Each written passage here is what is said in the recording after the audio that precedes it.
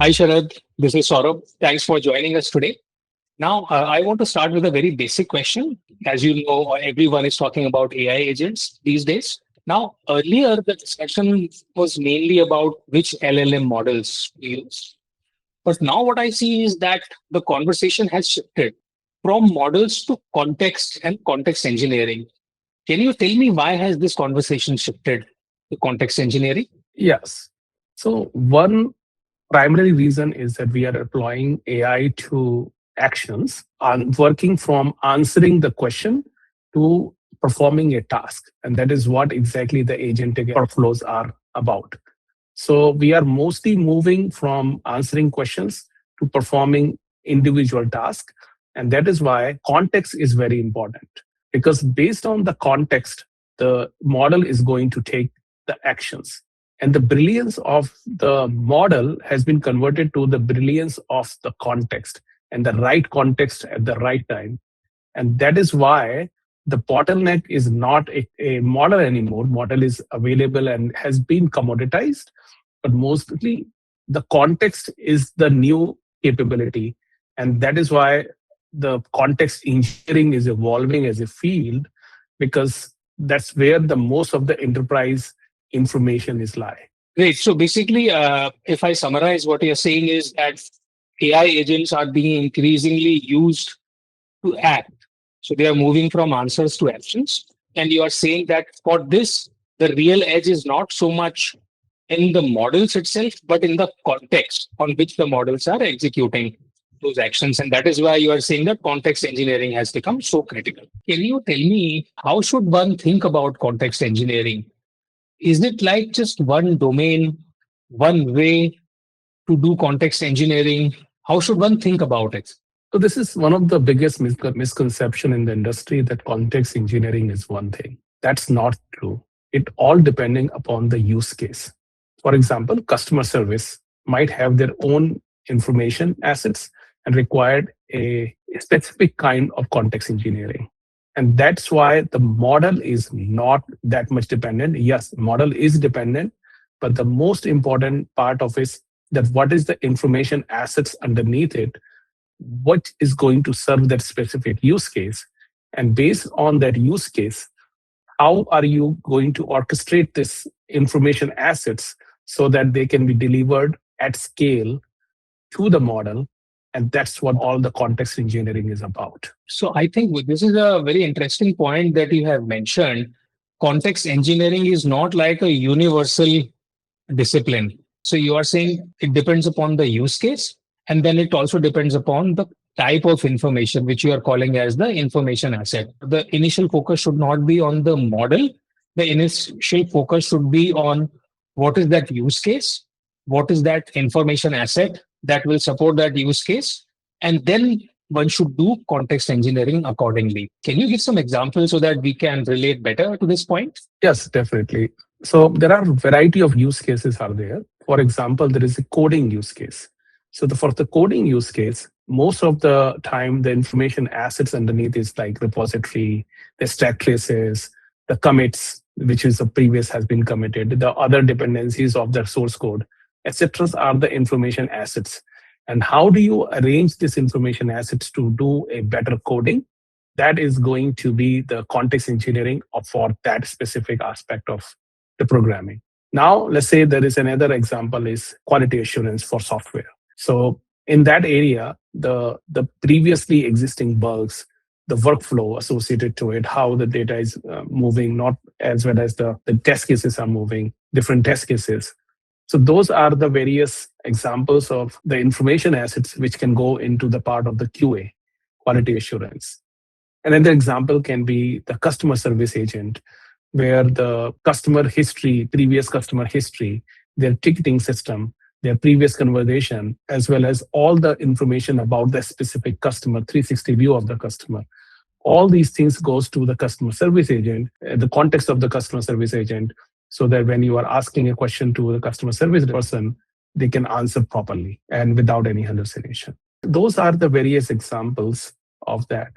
And then the most important thing is in that is the enterprise data is another type of information assets. This requires a different kind of use cases, a variety of use cases. For example, reporting, analytics, preventive analytics, as well as predictive analytics. So there are variety of use cases which is appear for that enterprise data, and that where the majority of the enterprise work can be done. In that, information assets are, for example, there is a metadata, which is technical metadata.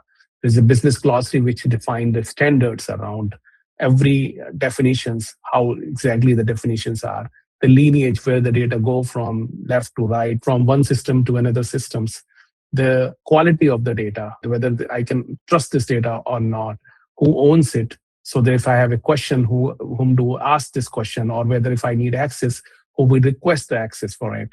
There is a variety of information when goes to this context, and that's where is the context engineering of the enterprise assets, enterprise data assets comes into it. Those are the context engineering in terms of the enterprise data is going to serve variety of use cases, as I discussed earlier, as well as like reporting, analytics, predictive analytics, and more of these kind of use cases.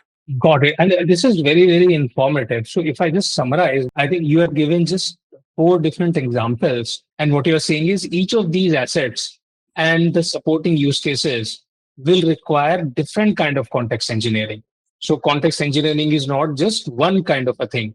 So I think this is very, very useful insight.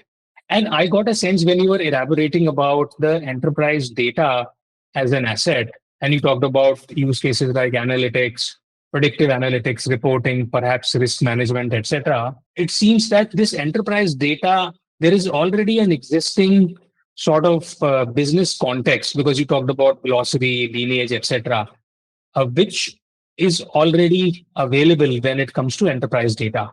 Yes, that's the most of the enterprise data in terms of analytics and reporting is already available with the organization in form of catalog, glossary, lineage, in form of that.